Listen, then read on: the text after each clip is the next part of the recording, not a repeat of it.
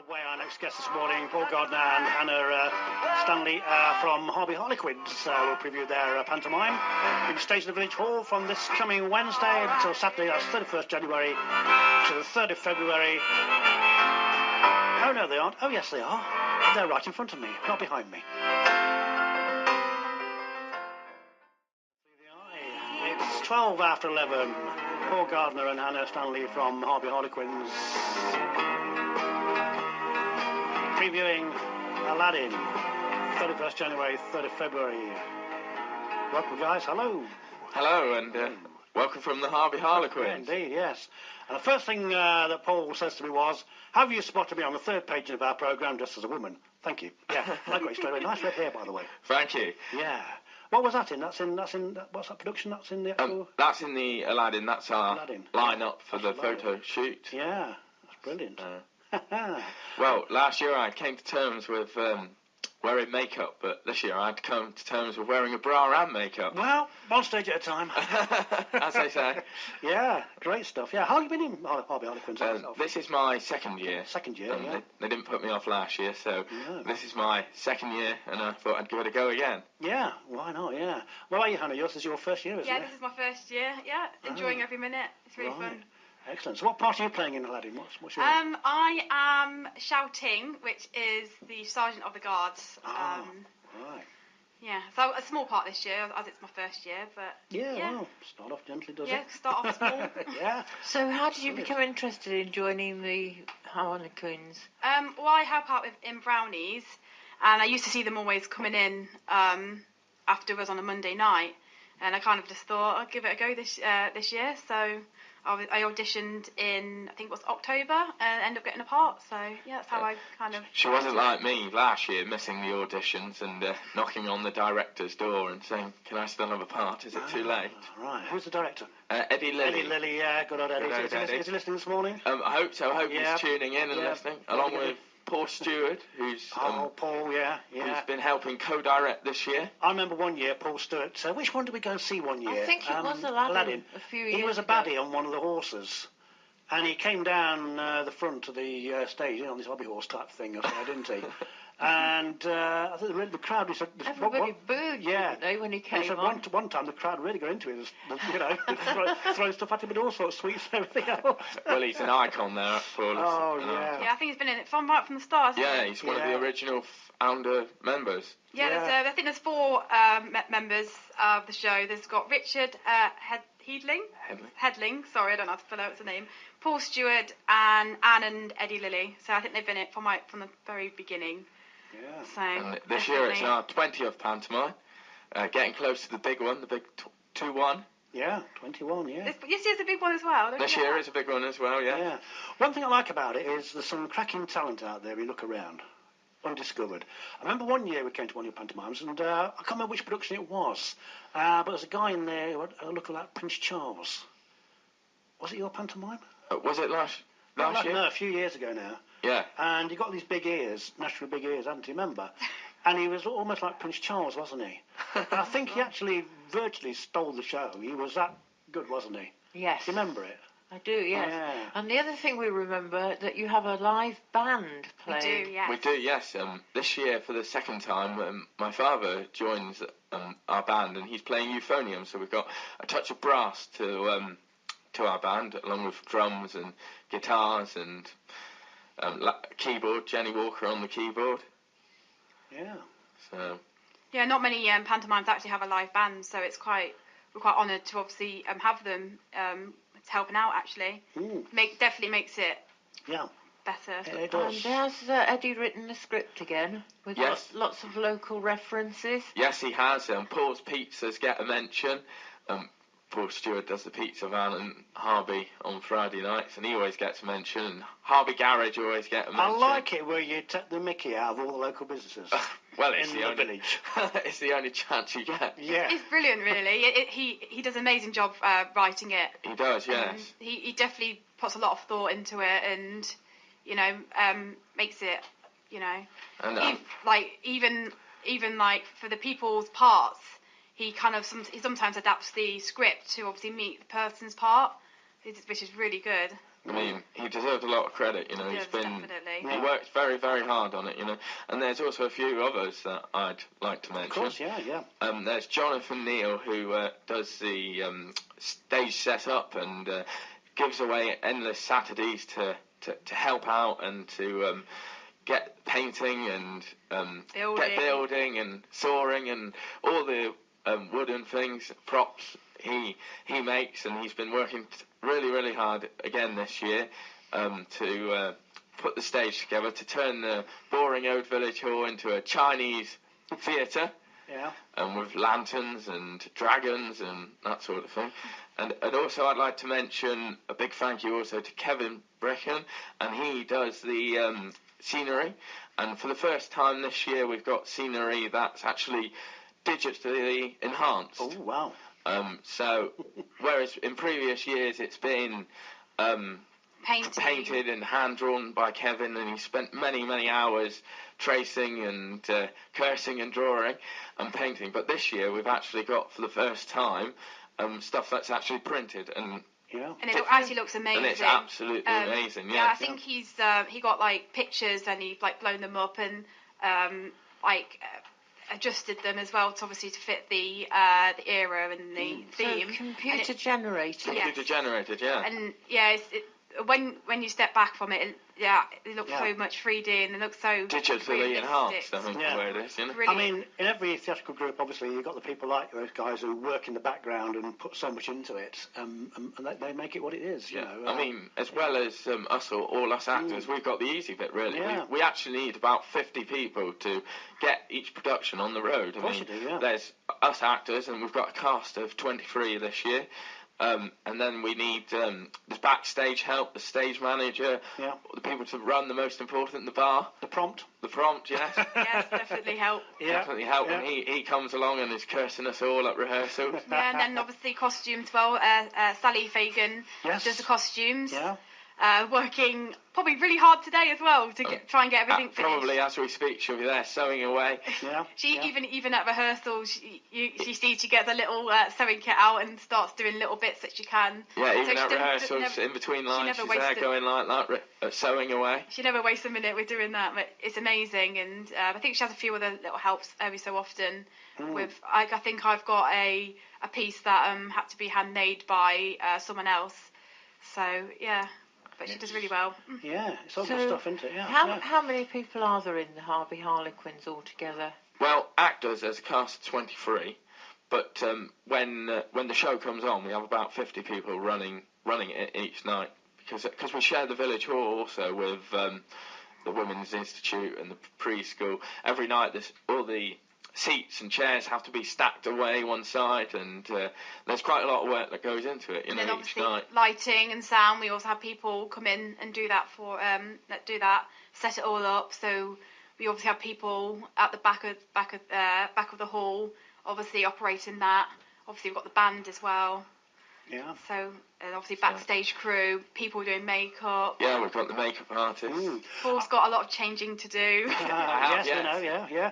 I went to a production some years ago. It was at the Theatre Royal in Nottingham. Oh, it's nice there. Yeah, it was many, many years ago, about 2000 or something. And I saw a play called The Story of a Sound or something. And it's about the 60s music that came out of the Brill Building in New York. The Ronettes and the Shangri-Las and all that kind of thing. They all came from the same place, technically, years ago. And I watched this, and I tell you what, it was absolutely, you couldn't fault it in any way. Really? The costumes, the hairstyles, even to the scenery, and especially when they did the scene in the recording studio. I mean, we've been to radio, I was looking at it very carefully, you know. And they got everything. Absolutely. You couldn't pick fault with it. It was right on.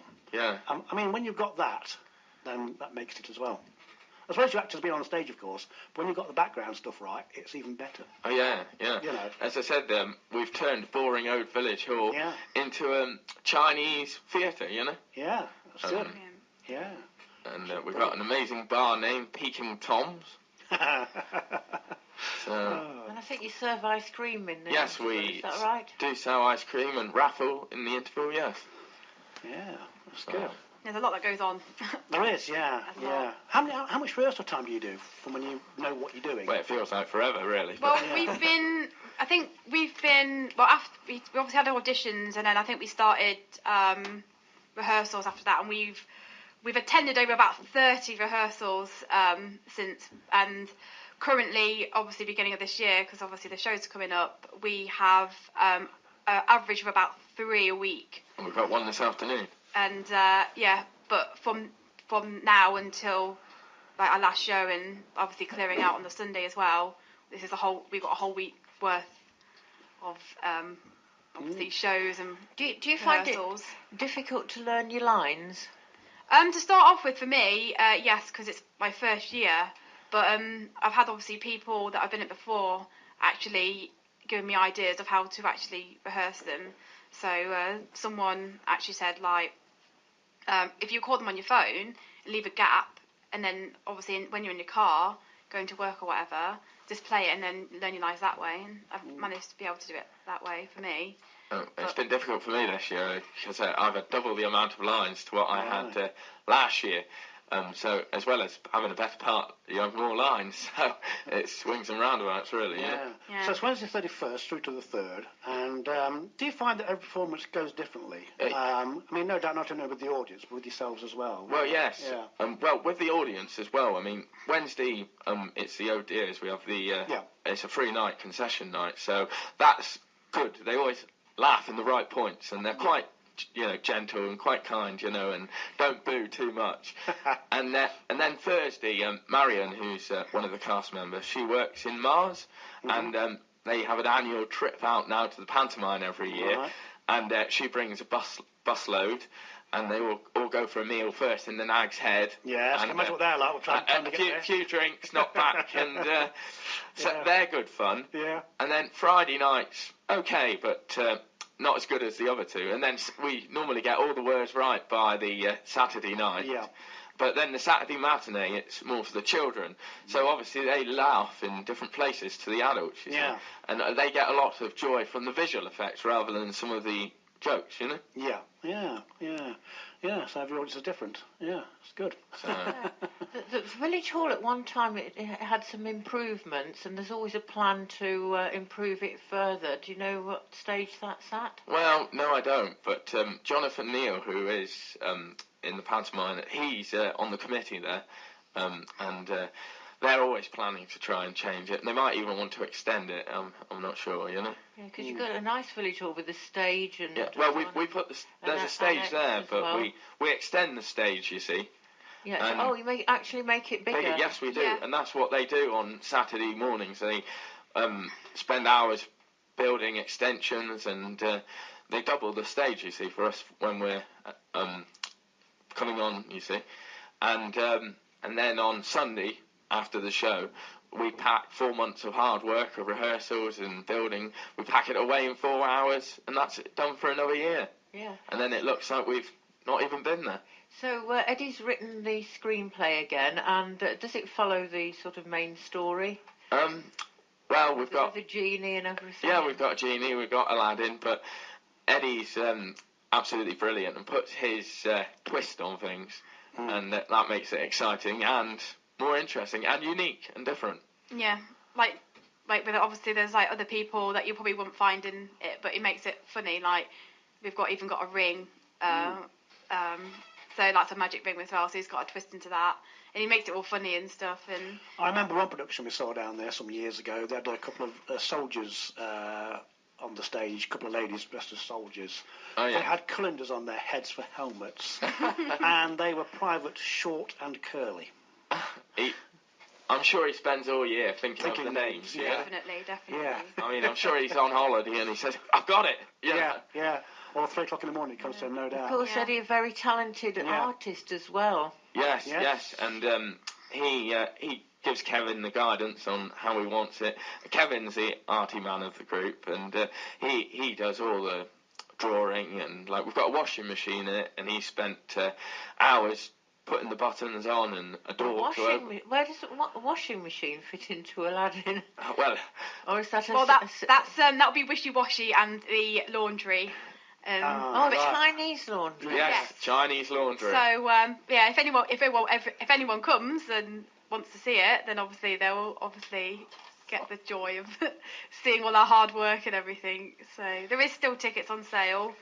Where can people get the tickets? You go on, Hannah. You can say. Judith Neal is the person who's running the box office.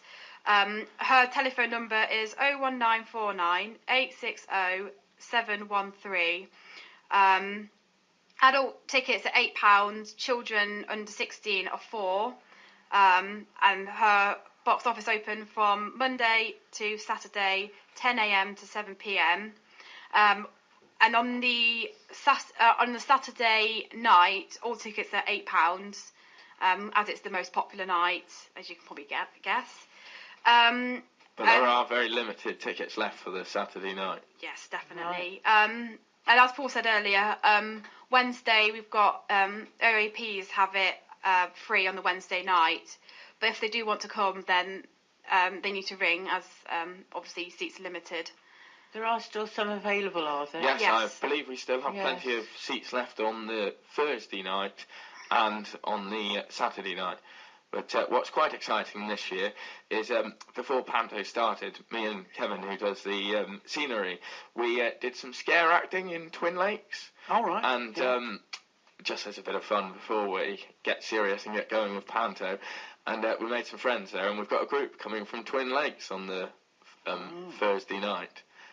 So the owner from there is coming to watch us and catch up, Good. Excellent. I see on your front cover here you've got a couple of people, as mentioned, Joe and John Ives, choreographer and stage manager. Yes. In there, Yeah, so I mean, they work tremendously hard. I mean, both of them are in their 80s. Yeah. And, they... I think they're supposed to retire. They're supposed to be retiring again this year. No, never retire. No, I mean, I don't think they will retire, but if they do, I'd like to wish them all the very best of luck, But I don't think they'll be able to keep away. No. But Joe does an amazing job, choreographer. Big word. And obviously she does like dance routines, and obviously follow her, and obviously helps us out when we need help. I'm sure she really just tears her hair out. I mean, some of us with two left feet, I'm sure she could go absolutely ballistic at, but she doesn't. She really has the patience to stay calm somehow and get us all through with the dancing, Yeah. You mentioned Sally Fagan earlier on, of course, and costumes. I was going to say, what is Martin doing? But just found him in the programme here for photography and lighting. Yes. Yeah. He sits at the back on the desk. Easy life. No. No doubt, probably quite difficult. He's got an important part here. I suppose he has. Because he's got to put the lights on where they need to be, find out who's speaking where, so the lights can be put on there. Yeah. Can't let off, can he? No. And then we've got Martin Ollie, who's done the programme that you've got in your hand. And that's his task every year. He gets to put us all together and somehow make a presentable, really good programme as you know, with bright, vibrant colours, Yeah, that's good. Yeah, have a look at that one. The programme there, very nice put together. 11:30. We're just going to come back to you guys in a moment or two after the break. We've got David Bowie and Blue Jean on 103 The Eye, 11:35. We're with Paul Gardner and Hannah Stanley this morning. Some Harlequins. Oh, no, we're not. Yes, we are. Righto. Oh, yes, we are. And you're in front of me, not behind me. Do you still do all that? Yes, we do. Yes. That's part of tradition, isn't it? Has to be in there. Yeah. Has to be in there. You can't beat that in pantomime, can you? Yeah, you can't have that kind of pantomime out there behind you and whatever else. No, our dame's doing that this year. Yeah, all good stuff indeed. Widow Twanky. Yeah, brilliant. Do all of the Harby Harlequins actually come from Harby? Well, I live in Eton, so just outside, about 4 miles away. Martin Ollie lives in Bingham, and Jordan, who's in it again this year for the third time, he lives in Grantham, but the rest of them live in Harby. Some of them come from Stavern. Yeah, so mostly just surrounded areas of the... all in the Vale of Belvoir, Yeah. So it's not really just you've got to live in the village to be in the pantomime. Oh, no. Oh, no, you haven't. Oh, yes, you have. So I see from the programme it says you're affiliated to NODA, the National Operatic and Dramatic Association. Have any of the members got ambitions of sort of taking things a bit further and going professional or semi-professional? Well, I'm not sure, but we all go with the script that's obviously written by Eddie, and as you know, he does a brilliant job. But Charlie Parker from last year, she does acting and at university, so she's took it, but she's not in the cast anymore because she has to go to university. But I think we all do it for just a bit of fun, you know.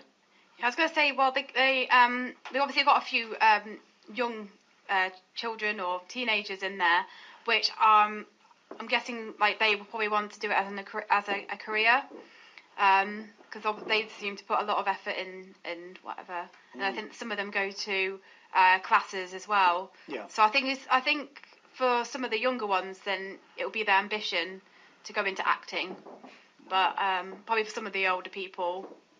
Probably it's more of like a bit of fun, get you out the house and meeting new people, really. Yeah, exactly. I mean, the ages run from 7 to 70, you know? Yeah. Or 70 plus. Yeah. Yeah. I mean, it's brilliant. I mean, it's a really supportive group, and anyone can join. They just need to come to auditions. Yeah. Or not in my case, but they need to get to the auditions, you know? Right. And do you do just the one production each year, or do you do? Yes, we do. Sometimes we do a summer show, but that's a lot of work for just one day, really. But mostly it's like last year we didn't do the summer show, but we just do the main pantomime. You think you might do a summer show this year, or? Well, I'm not sure. Yeah, we'll have to speak to Eddie nicely to write the script, you know. Yeah. I think you've probably just asked him that, because if he's he's listening, he's probably thinking, you know. He's probably cursing me as we speak. It also depends on, like, obviously getting enough people involved as well, because obviously summertime can be a pretty busy time for people, especially if you've got like children or grandchildren, you know. And obviously people can't commit the time like they can through the winter when the nights are horrible and cold. They might as well be in a warm village or going through lines, you know. Yeah. Yes, it's a lot of commitment, definitely. Yeah. Definitely. So you've got another rehearsal this afternoon. Will you do the whole of the? Yes. Some people are trying on their costumes today. Like I'm trying on my costumes. First time? No, the first time I tried on one of my costumes, my lady's costume, was for the photo shoot for the programme, you know. Right. But I've got several changes all the way through the pantomime, so I've got to practice getting quick. Yeah, he's got two parts. Yeah. So one of them's a female part, which is a lady of the harem, and the other one is unload to petty officer on Aladdin's mighty ship, the Flying Dragon. Now then, do you remember Dick Emery years ago? I don't suppose you do, a bit too young. He was a comedian, got his own series on TV on BBC Two initially, and we have his son on the show sometimes, Nick, and good morning, Nick, if you are listening. Must come back on sometime. And he used to do many, many different characters, lots of different characters, from the vicar to a lady in the street, and all sorts of things, ton-up boy on his motorbike, all sorts of different characters back in the day. And at the end of the half-hour show, more often than not, they used to have what's called the Comedy of Errors, which was the bit where it went wrong. And the number of times he would come into the camera and he would say something and he'd go, oh, wrong character. He'd be the vicar and come out with a ton-up boy's voice or something, you know. College, the tramp. College, the tramp, yes. Or whatever. Hopefully you won't do that, will you? Well, I hope not. To be honest, I think a little bit of his script is to come on and just do like still getting changed. Oh. So kind of Eddie has kind of he's probably thought of. So I don't know that person you just said, but he's actually he comes on stage and quite a funny part. And some of the songs we've got to sing tie in with the names of the characters. Been cleverly rewritten to obviously match it. Match our play. Richard Headley spends countless hours doing the music and getting the band right. The wives of the harems, names are very funny. We've got Doreen, we've got Long Lion, we've got Sweet Luxin, we've got Edna, Pearl, and we've got Pearl, and we're all the Mufti's girls, you know. Oh, right. Well, don't give too much away, because I shan't. No. Do you have a prompter in case anybody Yes, we have Mike Neal, the prompter, and he's very important to us. He's our safety belt in the truck, if you like, and he knows it too. He's very important to us, you know. He often curses through rehearsals when we get the names wrong and get the wrong come in too soon. And if during live shows we struggle or miss a page out of the script, if he thinks we need to go back, he'll click his fingers and pull us back, you know. Ah, right. Just go for another song, then we'll come back to some final points after this one from Supremes and Floyd Joy. Yes, I do. Indeed, Supremes and Floyd Joy, Through the Eyewear with Paul Gardner and Hannah Stanley from Harby Harlequins this morning. Previewing their pantomime, staged at Village Hall, coming Wednesday, Saturday 31st to January 3rd. So that's the dates. Lots of thank yous. I say a lot of people out there have been involved with the pantomime in the group, haven't there? A lot of people.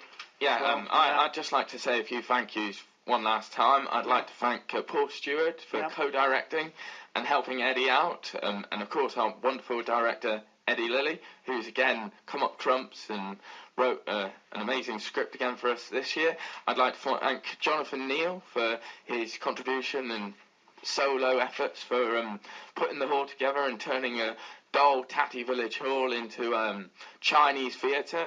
I'd like to thank Kevin Brecken for doing the artwork and putting together our new scenery this year, and really giving up his Saturdays at the village hall and taking paintbrush in hand and putting things together to make it happen, because without these people it would not go ahead. And also thank you to Joe Ives for being patient with us all and doing an excellent job on the choreography. Brilliant. And anybody for any ticket sales going okay? Yeah, any tickets left for these events? Yeah, so there's still tickets left. So as I said before, if you would like to buy any tickets, Judith Neal is in charge of the box office. The number is 01949 860 713. Adult tickets are £8. Children under 16 are £4. The box office open from Monday to Saturday from 10 a.m. to 7 p.m. Brilliant. Pretty sure there's tickets left from the Wednesday, Thursday and Friday, but you obviously have to ring to obviously check. Yeah. OAPs are free on Wednesday, but they have to book, because otherwise it's very popular. Another big, I like to also mention that everyone is very supportive, and it's a very great companionship. Oh yeah, it's a very friendly group, you know. Yeah. And all the proceeds go towards local good causes and charities. Yeah. All the money from the ticket sales obviously cover our costs with hiring the costumes, etc., and the lighting, but the rest of the profits all go to local charities. Excellent. And another big thank you to all the cast and everyone involved, because without you guys, this would not happen. No. So for everybody, you're going to play a song from all, are we on? Yes, I'd like to make a request, please, of Genie in a Bottle. Christina Aguilera, thank you very much to Paul and Anne this morning. Thank you. Thank you.